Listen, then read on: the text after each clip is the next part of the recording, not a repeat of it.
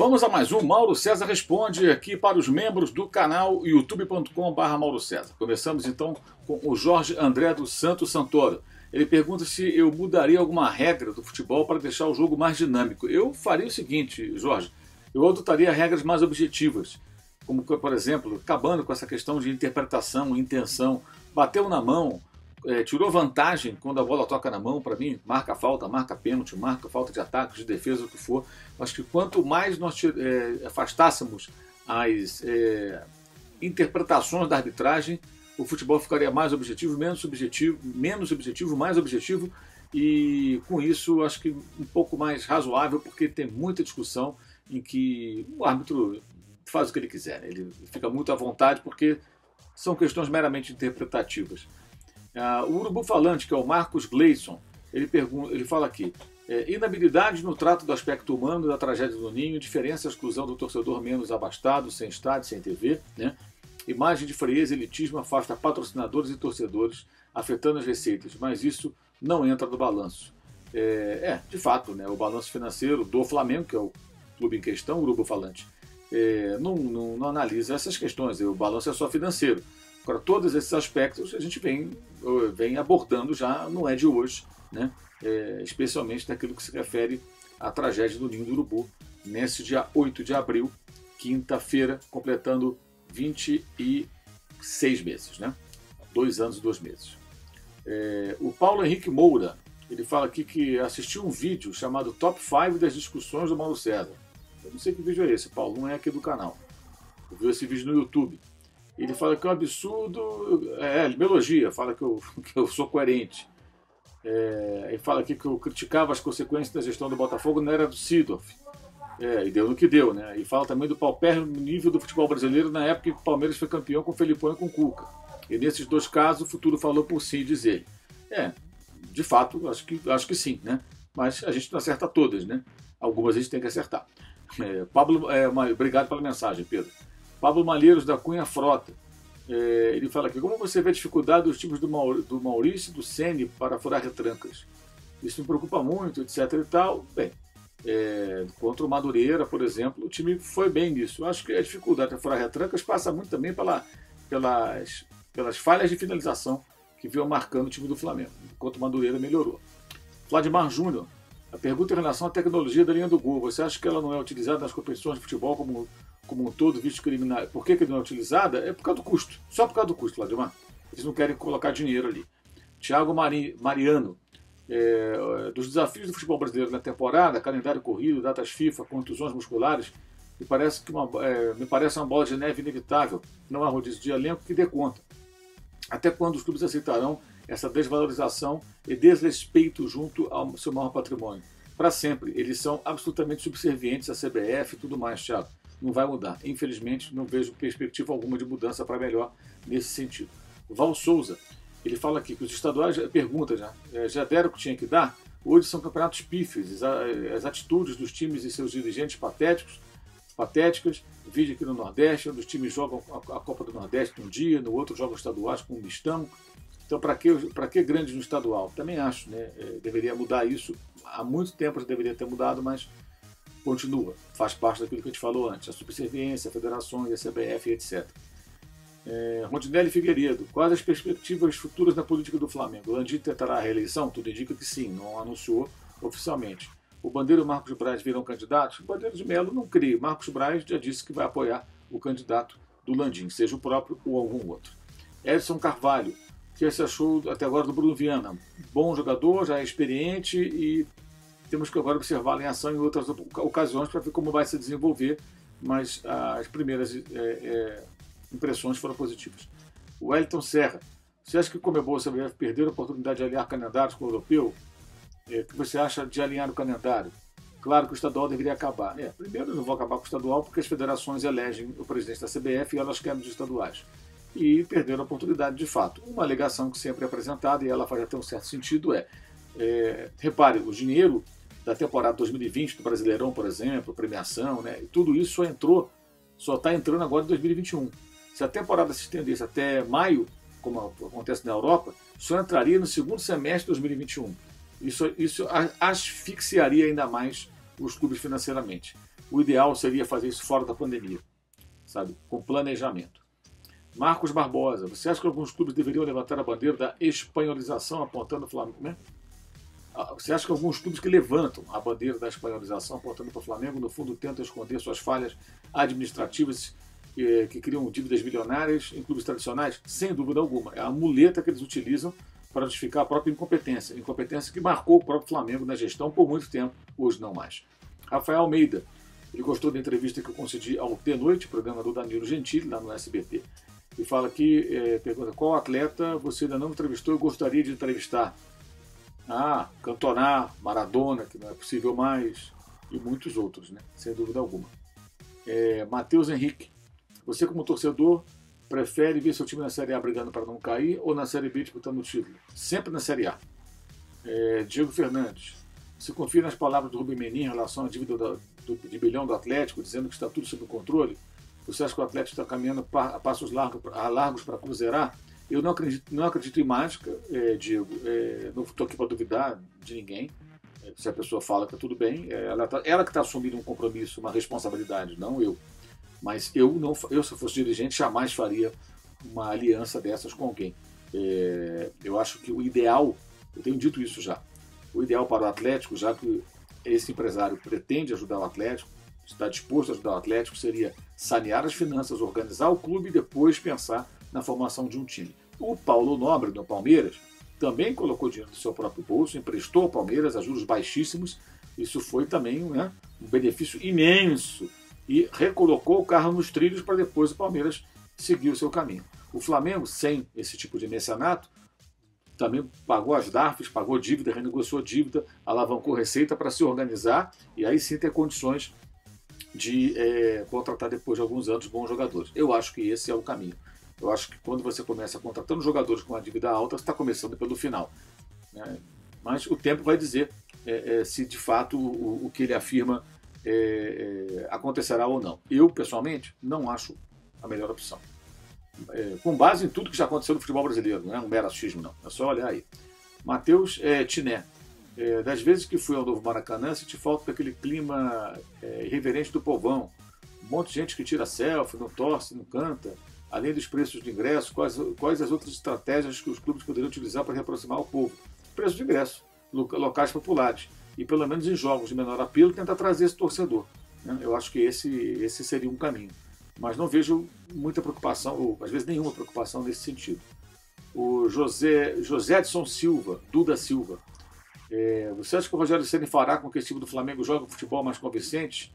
Sem dúvida, já começou a fazer isso, inclusive. Eu sempre acreditei nisso e acho que está começando a acontecer. O Alexandre Baltazar.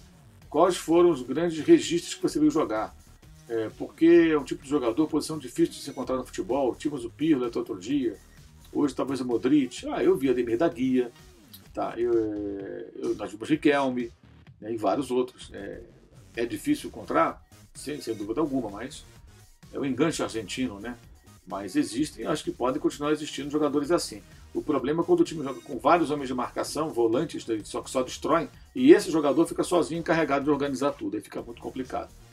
Pedro Leal. Veja como existe uma marcação ferrenha contra o Ceni no jogo que o PP substituiu o Yuri, que tinha entrado durante o jogo no lugar do Hugo Moura, que saiu machucado. Vários torcedores disseram que quem mandou tirar o Yuri e colocar o PP foi o Ceni, e não foi a opção do Mauricinho, não. Quem definia tudo ali era o técnico, Maurício de Souza. O Ceni estava só assistindo as partidas. Seria ridículo o rapaz ficar beiro do campo como garoto de recado. Ele tomava as decisões, ele é um técnico, gente. É até um desrespeito a ele afirmar esse tipo de coisa. Leonardo Cupelo. Embora saiba do problema financeiro que passa atualmente, passa o Flamengo, eu lhe pergunto qual a posição do time titular que você acredita estar carente. O Flamengo não tem problemas financeiros. O Flamengo hoje tem uma situação que não é tão confortável como era há pouco mais de um ano. Certo? Essa é a questão. Mas não está com problemas financeiros, não. Acho que está até bem... Para a crise que vive o Brasil, está até bem resolvida até o momento. Então não é momento de fazer investimentos. Posição mais carente, um goleiro reserva acho que seria bem importante. Um reserva imediato para o Diego Alves, que joga com o pé, para deixar o Hugo amadurecer e no outro momento ter oportunidades. O Hugo, com a dificuldade que ele tem com os pés, eu acho que ele não pode ser o goleiro do Flamengo nesse momento. Ele tem que treinar e corrigir essa deficiência. Márcio Marques, ele agradece pelo espaço, obrigado a você por participar aqui do Clube de Membros, Márcio, e parabeniza o canal. Qual o jogo mais legal que você já esteve, tirando do Flamengo e do Racing? Ele está em Perth, na Austrália. Teve tantos. Eu vou citar um que para mim é muito marcante, que eu achei muito legal.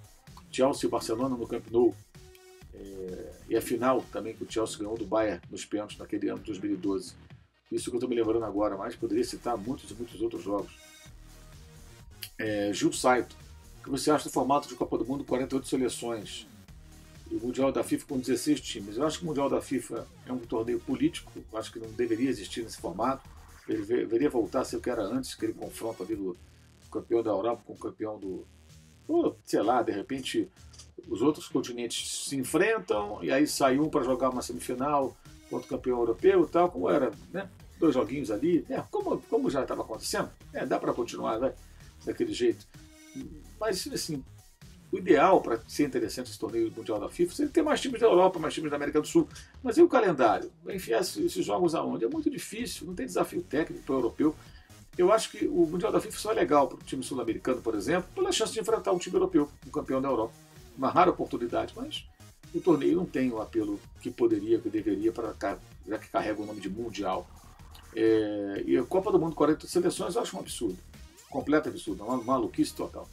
Hugo Valentim, obrigado pela mensagem, acompanha aqui meu trabalho já desde os tempos da televisão, fala aqui da independência dos canais do YouTube, nem todos são independentes, tá? Tem gente que trabalha no YouTube que tem muito rabo preso, mas ele sente falta de profissionais qualificados nos comentários na TV, fala que eu, Dudu Monsanto, que sempre gostou do trabalho da gente, e gostaria de me ver comentando futebol nacional. Eu comento futebol nacional o tempo todo, Hugo. Só não comento jogos de futebol nacional porque não trabalho em nenhuma empresa que transmita os jogos dos campeonatos nacionais. Tá?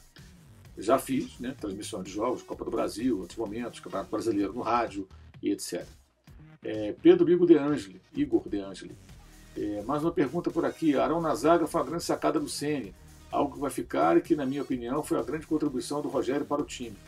Ele vem dando dicas em alguns jogos, substituindo jogadores, puxando o Arão para a zaga.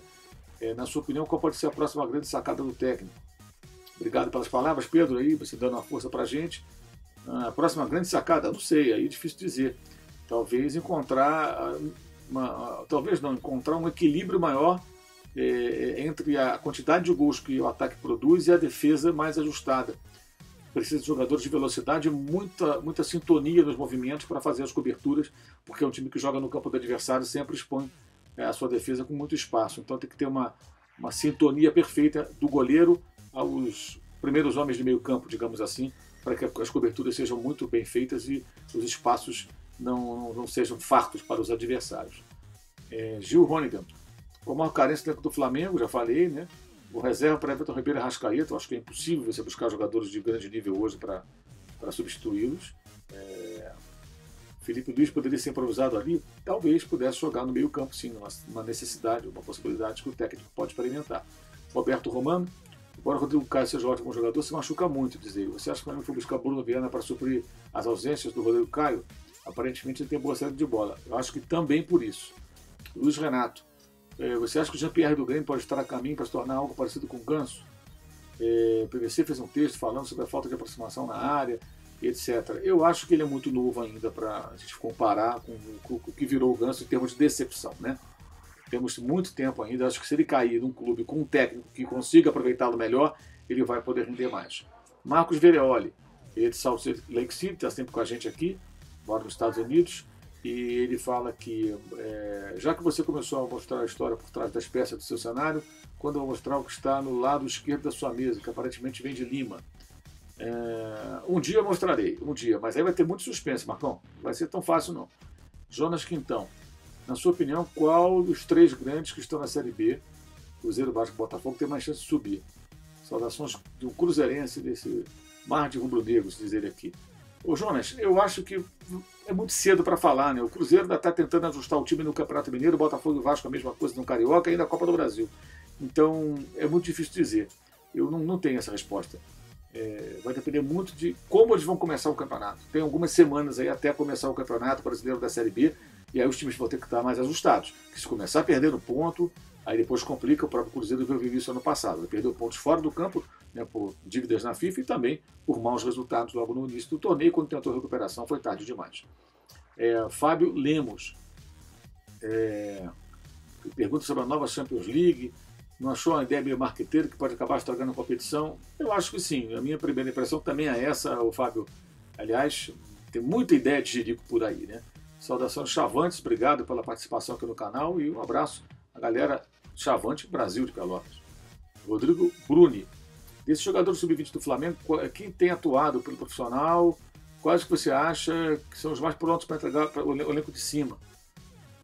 Deveria melhorar a transição dos jogadores sub-20 para o profissional? Eu acho que sim. Eu acho que esse início de campeonato foi bom para fazer essa transição, para melhorá-la. E sobre os mais preparados, eu acho que o Hugo Moura, esses garotos, os que estão jogando, João Gomes, o Ramon ainda não, e o Rodrigo Muniz. Acho que esses parecem ser os mais prontos. Vitor Madureira. Tivesse que escolher uma personalidade para escrever biografia, quem seria? Caramba, Vitor, que pergunta. Maradona. Glauco Andrade. O assessor da conduta do Nelson Piquet na transmissão da Fórmula 1, chamaram a Globo de lixo. Eu achei patético. Acho que o Nelson Piquet, de quem sou fã como piloto, às vezes comete alguns deslizes ridículos. A Globo sempre transmitiu a Fórmula 1, cara. Ele cansou de aparecer na Globo. Aí agora está na Bandeirantes, aí a Globo é um lixo e...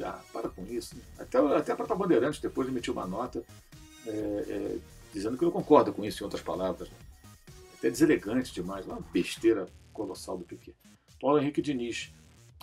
O critério de rateio das cotas de TV no futebol brasileiro é justo? Ele pergunta. Como você faria isso se estivesse nas suas mãos? É o critério que eles, cartolas, construíram. Né? Eu acho que o ideal no Brasil seria fazer algo parecido com o que acontece na Inglaterra, como já existe, já é inspirado no modelo Premier League, mas considerando as peculiaridades daqui do Brasil. Só que lá, por exemplo, um jogo de futebol que passa ao vivo, ele vai para o país inteiro. Aqui é um para cada praça, lá não tem isso. Então é muito difícil só reproduzir o modelo. E eu acho que é preciso desenvolver um modelo inspirado naquele, mas com os ajustes necessários, tropicalizado, sabe? Para conseguir fazer com que garanta o mínimo as equipes menores e não deixe de beneficiar aqueles que têm mais audiência e tudo tem que ganhar mais, não tem jeito. Isso é assim em qualquer lugar do mundo, inclusive na Inglaterra. Os que têm melhores resultados, que atraem mais audiência, ganham mais, é óbvio. Ronaldo Júnior, ele fala aqui que o mecenas do Atlético deu uma entrevista ao Globo Esporte dizendo que o endividamento do clube foi planejado, que tem patrimônio, etc. e tal. Que tu planeja se endividar. Eu não entendi muito bem a colocação, mas enfim. Vários jogadores que eles podem vender, porque prefiro as contratações.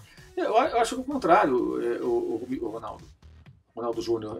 Na verdade, assim, tem jogadores que já são veteranos. Hulk, Nacho, que é ótimo jogador, mas é muito difícil vender esses jogadores e conseguir uma grande quantia de dinheiro. Então, assim, eu não entendi isso muito bem.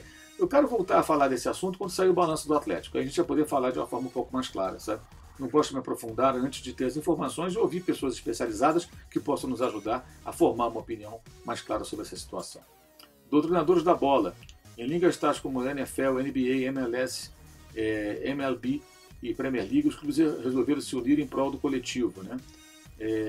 Ele fala aqui, o que falta para o Brasileirão possa ter uma marca forte de interesse, falta essa união dos treinadores da bola. Não tem, é cada um por si, é Brasil, então não vai mudar. Marisson Borges, ele fala aqui, sei que você já foi muito elogiado por sua iniciativa, mas gostaria de mais uma vez parabenizá-lo pelos conteúdos, pelas lives que você tem nos oferecido semanalmente. A live com o Thiago Escuro foi muito boa. Esse modo de fazer jornalismo veio mesmo para ficar. As mesas redondas televisivas se tornaram insuportáveis com as pautas determinadas por medidores de audiência e pelo desvio de função dos jornalistas que se prestam a debater sobre o nada, por horas seguidas. A decisão de fazer jornalismo independente pelo YouTube é para mim uma forma de respeito à inteligência de quem decide consumir informação de verdade sem desperdício de tempo e paciência. Grande abraço, saudações. Obrigado, Márcio, pelas suas palavras. Muito obrigado mesmo, de coração. Fico muito feliz. A gente tenta fazer isso. Mas tem a galera que quer consumir o que a televisão oferece. Então é bom que nós tenhamos hoje mais alternativas, mais opções. E o apoio de vocês é muito importante para a gente poder continuar esse trabalho. Muito obrigado. Quinho, saudações mineiras. Ele fala aqui: creio que para você está sendo bastante satisfatória essa uma proximidade de interação com o seu público. Assim como a resposta é muito positiva, basta ver o crescimento da quantidade de membros inscritos no canal. Com todo merecimento, mas o mesmo desafio deve ser maior por ter que criar conteúdos diários diversificados para não cair na mesmice que vários outros programas dos canais oferecem, apresentam, aliás.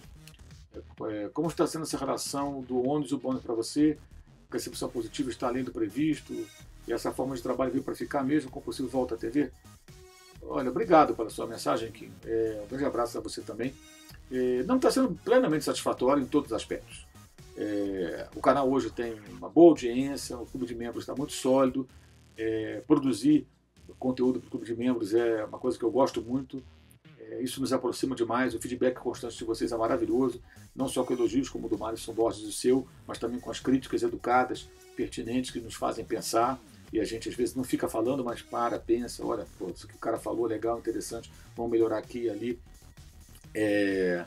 E o canal tem os seus apoiadores, patrocinadores, né? Então está sendo uma ótima experiência. Além disso, além do canal, eu continuo fazendo muita coisa no UOL. No UOL eu gravo vídeos 2 vezes por semana, faço Posse de Bola, que é o podcast com o Sticastro.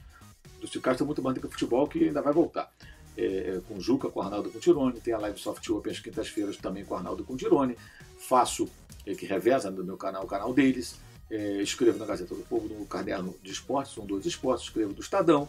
Eu continuo fazendo meu blog também no UOL.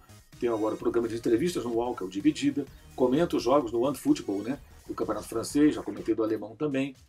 Escrevo em alguns outros sites do exterior também, aí em português, que publicam textos sobre futebol brasileiro, internacional. Participo das lives pós-Liga dos Campeões, também às quartas-feiras, com o Júlio Gomes e o Rafael Oliveira no UOL. Então são várias atribuições, são várias tarefas e o YouTube é aquela que, assim, é o carro-chefe disso tudo, né? O meu canal. Então, eu estou muito satisfeito, muito feliz. A minha escolha foi, na prática, eu vejo que ela foi muito acertada e posso até voltar a fazer televisão amanhã ou depois, mas conciliando com as minhas outras atividades. 1, 2, 3 vezes na semana, fazer um jogo, fazer um programa, sem problema nenhum. Mas sem abrir mão de tudo que eu estou fazendo, que é bastante coisa, como você pode observar. Gente, obrigado aí mais uma vez. Esse Pergunte ao Mauro César.